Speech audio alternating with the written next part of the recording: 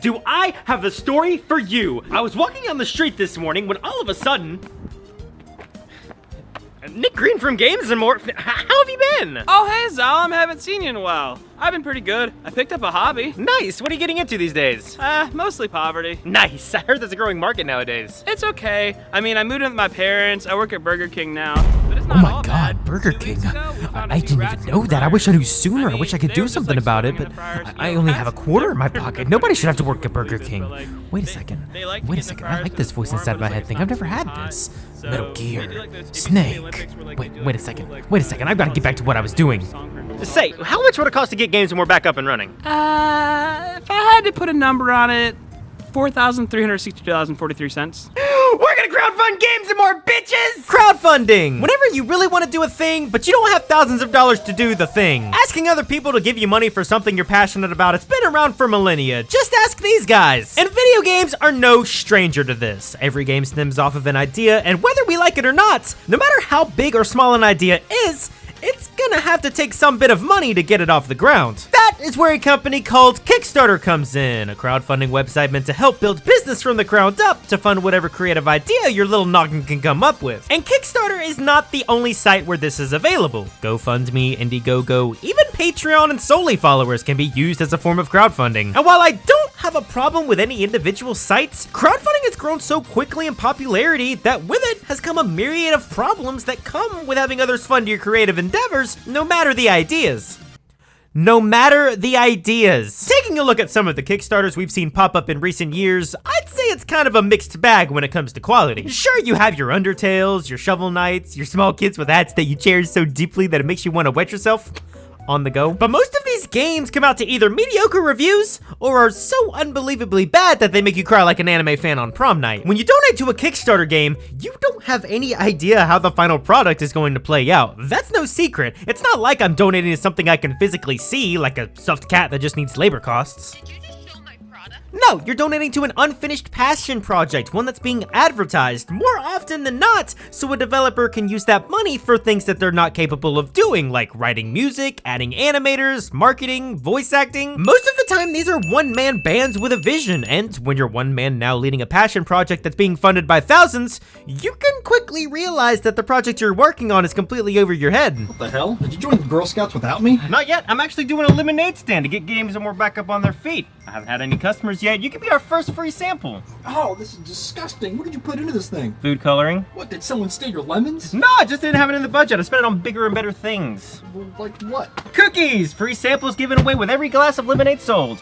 Fine, I'll take some. How much? That's not much, just $4,362.43 a glass. Jared?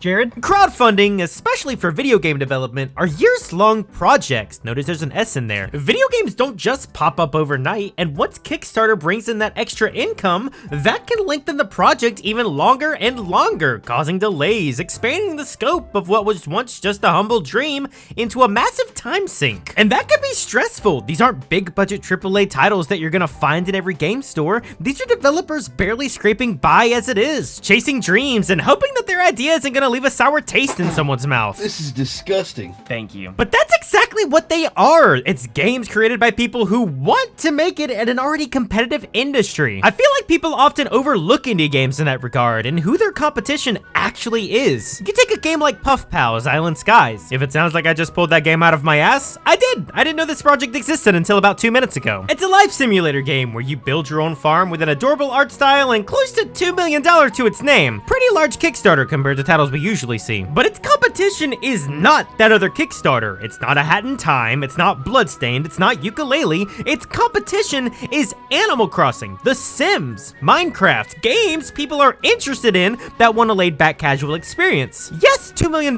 is nice to have in the bank and spread the word, but Nintendo spends that much money in just the month of March to advertise New Horizons the second it comes out. What makes your lemonade better than anybody else's? What, do you see any other adult in suburban North Carolina trying to sell ice-cold lemonade? What the f do you want from me? Advertising. But above all else, the game has to be good. And I can't tell you if this is good because it hasn't come out yet. A Kickstarter is just a glorified pre-order for a project that I'm happy to put my faith into. Now, a lot of times it works out. I try to throw this little bean into every video I possibly can because how can you hate this face? But in the end, you truly don't know anything about the person offering a product to you. This just in! Local Not a Con Man has started a charity fundraiser for the recently shut down Games and More, which was unexpectedly held at gunpoint during an exchange that took place last summer.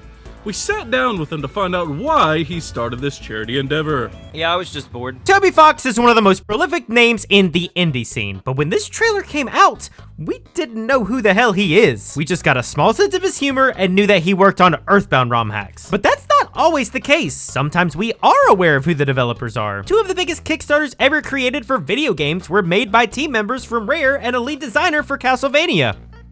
They're both okay. I wasn't too fond of Ritual of the Night's art style, but Yooka-Laylee, I expected a lot more from the studio that invented bears. However, Kickstarter can use that to its advantage. Take, for example, Project Phoenix, a JRPG with strategy elements from industry veterans who worked on Diablo 3 and Halo 4. This was supposed to be one of the biggest Kickstarter projects of the time. This was supposed to have music from Nobuo Uematsu to show you the size of it. The same music composer who worked on Final Fantasy and wrote the Super Smash Bros. Brawl theme. Eventually, the project did raise over $1 million to have a 2015 release date, but this is a scam. This is not a scam. It is a lemonade stand / free sample stand / organization for charity. $4,362.43 for lemonade. Listen, the economy's really tough right now, okay? You need a business strategy. Something that says, my name is Zalem. Zalem. My name is Zalem and I'm trying to take your money. Well, I've done everything here. What do you expect you to do? Start a sale so that we can drive customers here?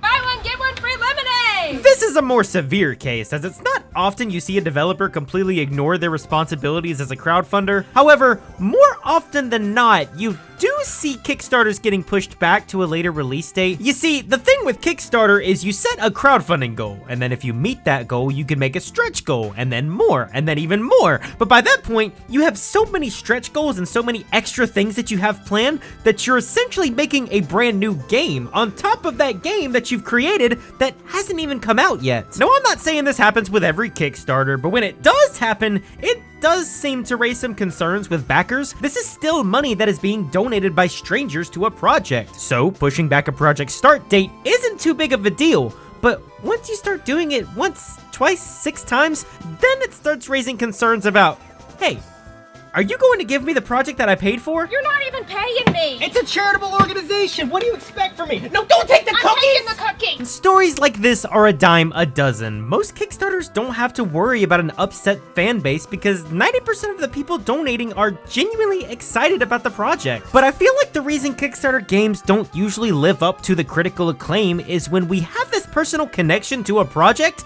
we tend to have these unusually high standards of what we want that project to become. It's the same feeling you get when a big budget studio comes out with a new title. You have an expectation for what that game is going to be like, so you look forward to that experience. But even with those AAA games, you have an attachment to the developer, you have an attachment to the studio, so you can get that preconceived notion of what the game is going to be like without that game being out yet. We knew that Elden Ring was gonna be a success, Kirby and the Forgotten Land, even Outer Worlds, because we knew what those developers were already like. But all of these Kickstarter games, I have no idea who any of these developers are. They could be my next door neighbor for all I know, which, for the love of God, please come buy a glass. That's the reason why I think it's so impossible to tell how a Kickstarter is going to go. It's a donation through clouded goggles, one that could turn out to be a game that's talked about with heart and soul for years to come, or could end up being the next Yandere dev. It's a shot in the dark whether you get the game you expected, but on the opposite end, it's also a shot in the dark that the developer will hope that you like their game. So at the end of the day, it just goes to show, you never know when opportunity for anybody is just around the corner. Hey, what do we have here? Hey, we have fresh ice melted lemonade here, all for a good cause. If you're interested, we've got plenty of different flavors here to choose from, like lemon. What is that, like a fruit? Barely. Hey, do you want a free sample? No thanks, I'm stuffed. Sir, please, it's for a good cause. You know what? It may just be the thing I need to kickstart my day.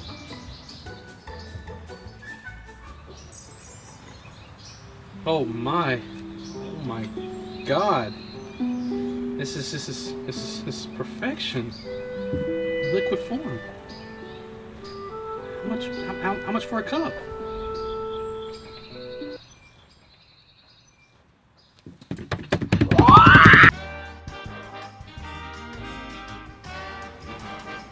I mean, wouldn't a blindfold be easier though? Just, you're good. Just open your eyes. Oh my gosh, you. Wait a second. Is $4,000? $4,362.43. I cannot believe you did this. The Kirby's, the controllers, the paper towels. Salim, how did you do this? Hey, this is the power of Kickstarter. I just wanted you to get back up on your feet. This is what friends are for. I know, but there's gotta be some way I can repay you. There's nothing you have to do for me. I mean, unless you just want to, like, give me my old job back.